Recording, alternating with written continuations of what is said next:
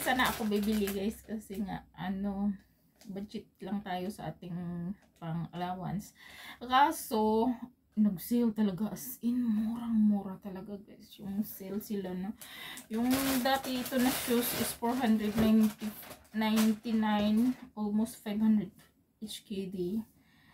Mura na as in, kaya napabili talaga ako. Hindi sana ako bibili, pero oh my god, ang ganda. As in, ang dami talagang sale kahapon. Nakita ko pag 139 na lang guys. As in, ang dami. Kaso yung paa ko is ano, malaki siya, walang sizes, kaya ano, so, kung ako lang yung maliit ang size ng paa, ang dami ko talagang sapatos kasi ang gaganda, as in 139 na lang. Ang laki ng discount, grabe. Sabi ko, oh bahala, hindi mo na ako kakain pala, charot. Yun, napabili talaga ako guys. Oh man, kaya ito yung nabili ko guys. This is not sponsor, basta ano ko lang, papakita ko lang sa inyo. Oh diba? Ayan, original price is $4.99 na yan. So, diba, may tako. Tingnan nyo guys, ang ganda niya, diba? Yung design niya, ang kulay. Basta sin. Ayan, mapapartner mo siya kahit anong kulay ng damit, wala mang problema. Hindi lang naman puro like itim or white. Ito, para siyang, basta yung kulay niya is maganda. Yan, 40 ang size. Tapos may kaya ayos. Yan, pang samba ko pala guys, pang partner ko sa mga dress ko every Sunday. Yan, kaso yung size niya 41 pa sana, kaso kasya naman yung 40 sa akin kasi yung mga shoes ko is 40 lang. Kaso wag diet na talaga tayo. Wag na tayong kumain ng rice pag lunch. Sana lang tayo mag diet para yung mga shoes natin hindi masyadong ano, diba? Ang ganda, grabe. Ang daming sale, as in ang dami guys. Diyos ko Lord, kung ako lang yung maliit ang paa talaga. Ang gaganda ng mga design yung iba, kaya kaso nga lang yung nagustuhan ko is ito, may takong siya. Pagsamba natin pag Sunday. Kasi yung isa kong shoes, yung parang white is ano, may gas-gas siya, kaso pwede, yun pa naman ang sinusuot ko, kaso gusto ko ito kasi nga yan, tatangkad pa tayo lalo, di ba? Yung bagay lang ito sa mga kahit anong kulay ng damit mo, kasi lamang okay lang naman yung kulay niya, kahit ano lang yung isusuot mo na kulay ng dress. Kaya matangkad na tayo pag isuot ko nito, sobrang tangkad ko na, charot. Gaso hindi na muna tayo mag-rise para yung tangkad natin is maganda, diba? Nakakatawa talaga kasi kahapon sabi ko tingin nga muna ako dito kasi nga sale, nag-sale sila kasi magsa-summer na, spring season na dito.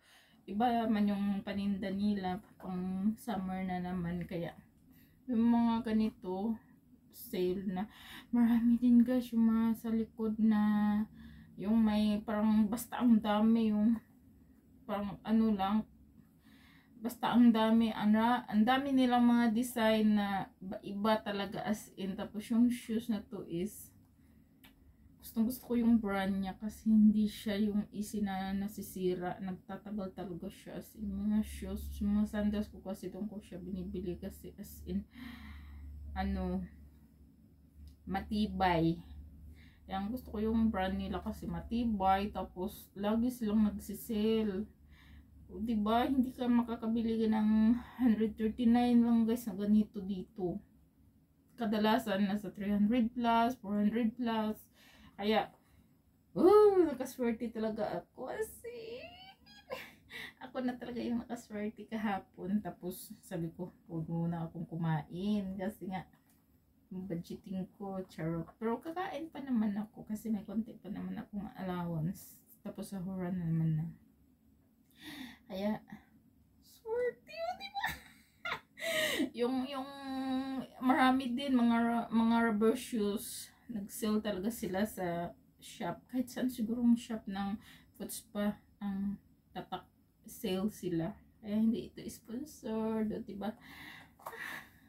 Ay, shoes is life talaga na tayo ngayon kasi nga pang Sunday natin, pang OOTD.